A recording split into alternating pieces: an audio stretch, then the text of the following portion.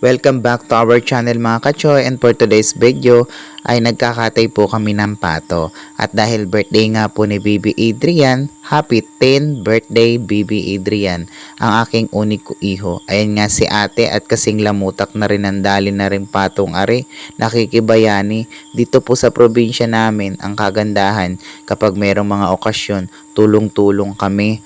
Hindi ka mahihirapan magluto at mag-prepare ng mga gagawin mo kasi andyan ang mga kapitbahay na masisipag at tutulong sa iyo. Ito nga po pala yung tatlong pato.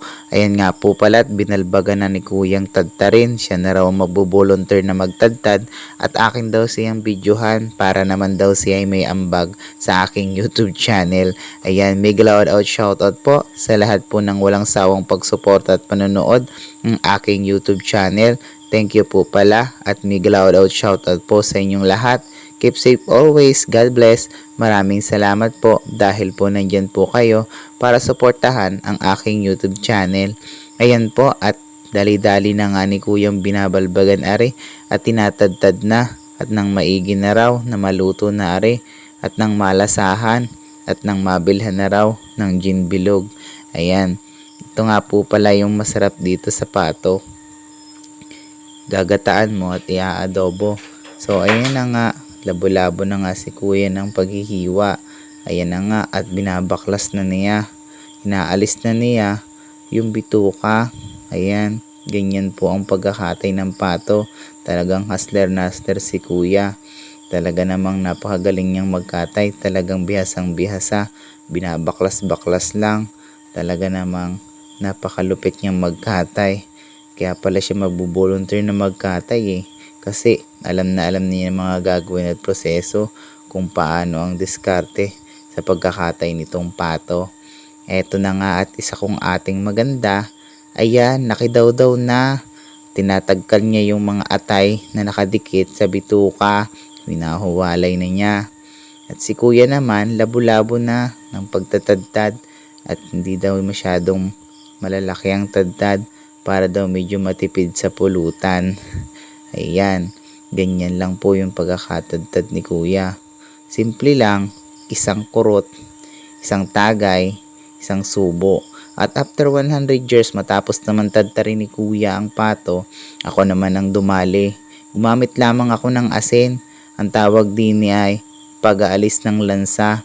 Lalamas-lamasin nyo lang siya sa asin bago nyo huhugasan para perfect ang amoy ng ating pato. Para mawala ang lansa nito. Mas maganda rin po kung gagamitan natin siya ng suka para mas tagkal ang lansa. Ayan, matapos ng lamasin sa asin ay atin naman pong huhugasan para po mas mawala ang lansa nito. Huhugasan lang po natin yan. At yan naman po, pagkatapos nating hugasan ay papakuluan. Gamitan po natin siya ng tanlad kasi po ang tanlad or salay ay nag-aalis ng lansa para po panalong panalo ang lasa ng ating karneng pato. At eto na nga, after 100 years, kulong-kulo na at awas na awas sa kawali itong karneng pato natin. Unexpected po talaga na napakarami nitong patong ito kasi po malaki na yung kawali namin pero awas na awas dito. Ang ganda po talaga na may mga alaga, makakatipid ka. Ito po pala yung ate ko, gumagawa ng champurado. At ayan po yung ibang niluluto dito na sa bahay ni ate ginagawa. At ito nga po pala yung isa kong pinsan. May gilawdaw shoutout sa iyo, pinsang Eileen. Ayan, tumutulong na siya sa ate ko. Ayan yung champurado kasi nga pag may mga bata mahilig sa mga ganito. Yung mga matatamis na champurado. At ayan na nga ho, ang isang plangganang pansit. Ayan ho, wala lang hong gulay at budget milaang. Ito na ho, after 100 years, yung ating champurado. Talaga namang nakakatakam. Yay, gustong gusto ng mga bata.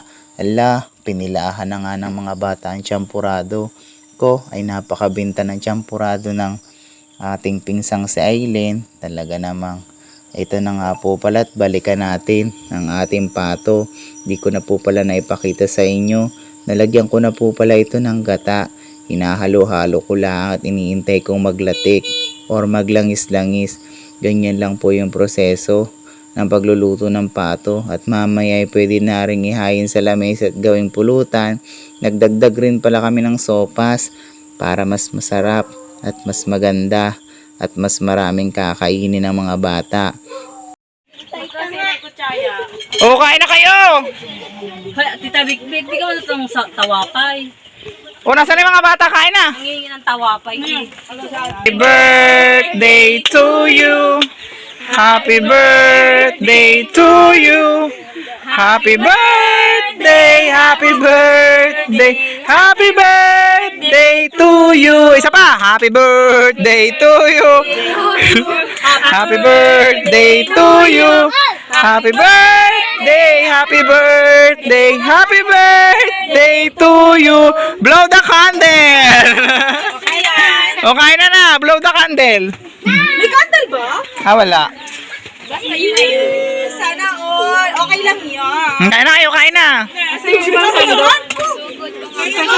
Sugod. Kutsara. Kutsara. Kutsara. Bibenta ng kutsara. Kutsara. Kutsara. Ay, Tito Choy. No. Basa pala yun. Basa ang plate. Ano mo rin? Anak ko. Ay, Tito Choy, yun na. Ayun na, meron doon, ayun. Bigyan mo si ano. Meron naman.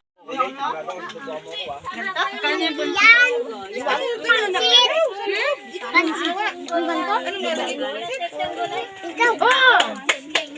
Sinilas. Day pa. Happy na birthday niya. Kambal. Hoy. May champurado doon ah. Pang feeding.